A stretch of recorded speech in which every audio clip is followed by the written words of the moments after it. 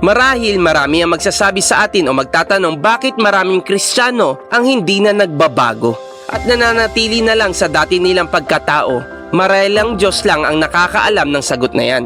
Pero pwede din nating makita na dahil marami ang hindi na katulad ng dati ang kanilang pag-ibig sa Diyos.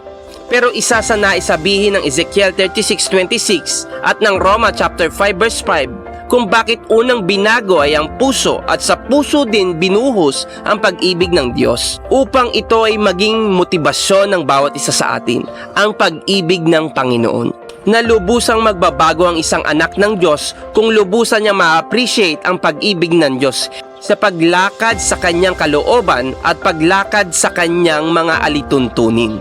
Dahil ang pag-ibig ng Diyos ang isa sa pinakamalaking sangkap para ang isang tao ay piliing magbago at talikuran ng kasalanan.